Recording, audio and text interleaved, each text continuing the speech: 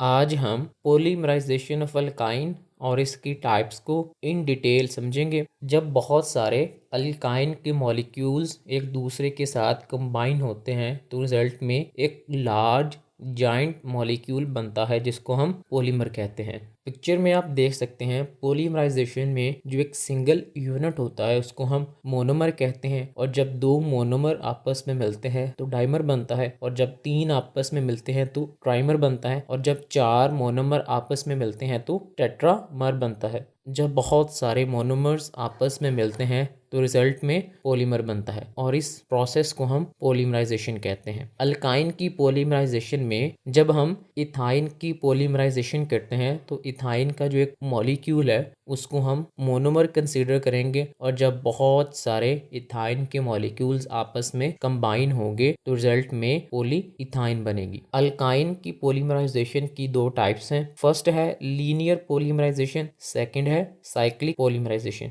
इन दोनों टाइप्स को हम वन बाय वन डिटेल के साथ समझेंगे। फर्स्ट है conversion of acetylene into divinyl acetylene, जिसे हम लीनियर पॉलीमराइजेशन भी कहते हैं। लीनियर पॉलीमराइजेशन में इथाइन के मॉलिक्यूल्स एक दूसरे के साथ पॉलीमराइज होते हैं और रिजल्ट में जो चेन बनती है पॉलीमर की वो लीनियर होती है। जब दो इथाइन के मॉलिक्यूल्स एक दूसरे के साथ रिएक्ट करते हैं in the presence of cuprous chloride and ammonium chloride तो रिजल्ट में दोनों इथाइन के मॉलिक्यूल्स में से किसी भी मॉलिक्यूल की जो हाइड्रोजन है वो दूसरे इथाइन के मॉलिक्यूल में ऐड होगी, जिसके नतीजे में हमारे पास कुछ इस तरह की प्रोडक्ट बनेगी। अब ये जो दोनों प्रोडक्ट हैं ये एक दूसरे के साथ रिएक्ट करेंगी। रिएक्ट इसलिए करेंगी क्योंकि इनमें जो कार्बन एटम्स की वैलेंसी है वो फुलफिल नहीं हो रही, इसलिए ये आपस में रिएक्ट करेंगे और रिजल्ट में विनाइल एसिटाइलिन बनेगी। अब इस कंपाउंड को हम विनाइल एसिटाइलिन इसलिए कहते हैं क्योंकि इसमें एक विनाइल ग्रुप है और दूसरा एसिटाइलिन ग्रुप है। यह है विनाइल ग्रुप जिसमें जो R है वो अल्काइल ग्रुप को रिप्रेजेंट करता है और ये अल्कीन से ड्राइव होता है, और इसमें एक डबल बॉन्ड मौजूद होता है। जब हम विनाइल एसिटाइलिन को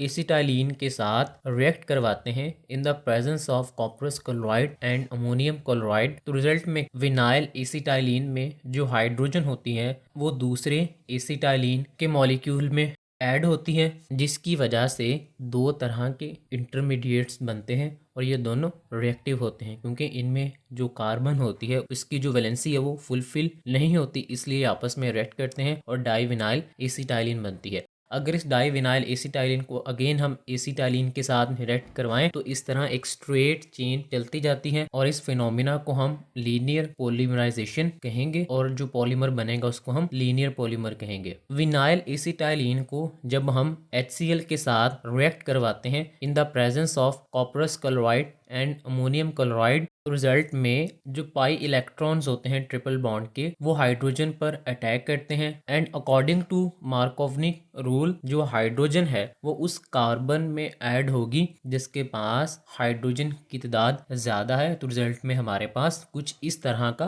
कार्बोकेटाइन बनेगा और उसके साथ क्लोराइड आइन रिलीज होगा। अब ये जो क्लोराइड आइन है इस पर नेगेटिव चार्ज है, ये अगेन पॉजिटिव चार्ज कार्बन पर अटैक करेगा और रिजल्ट में क्लोरोप्रीन बनेगी। और जब बहुत सारे क्लोरोप्रीन के यूनिट्स आपस में पॉलीमराइज होते हैं तो रिजल्ट में नियोप्रीन बनती है, और नियोप्रीन को हम सिंथेटिक रबर भी कहते हैं और इसको हम बहुत सारी प्रोडक्ट्स बनाने में इस्तेमाल करते हैं। लीनियर पॉलीमराइजेशन में हम कॉपरस क्लोराइड और अमोनियम क्लोराइड को एज अ कैटलिस्ट यूज करते हैं क्योंकि ये एसिडिक इन्वायरमेंट प्रोवाइड करते हैं, जिसकी वजह से जो हाइड्रोजन का ट्रांसफर है वो इजीली होता है। नेक्स्ट है conversion of acetylene to benzene, जिसे हम साइक्लिक पॉलीमराइजेशन भी कहते हैं। जब एसिटाइलिन के तीन मॉलिक्यूल्स को पॉलीमराइज किया जाता है एट 300 सेल्सियस टेम्परेचर तो रिजल्ट में बेंजीन बनती है। मैकेनिज्म, बेंजीन की फॉर्मेशन को समझने के लिए हम एसिटाइलिन की तीन मॉलिक्यूल्स को इस तरह अरेंज करेंगे। फर्स्ट एसिटाइलिन मॉलिक्यूल के जो पाई इलेक्ट्रॉन्स हैं वो सेकंड एसिटाइलिन के कार्बन पर अटैक करेंगे, और सेकंड एसिटाइलिन मॉलिक्यूल्स के जो पाई इलेक्ट्रॉन्स हैं वो थर्ड एसिटाइलिन मॉलिक्यूल की कार्बन पर अटैक करेंगे, और थर्ड एसिटाइलिन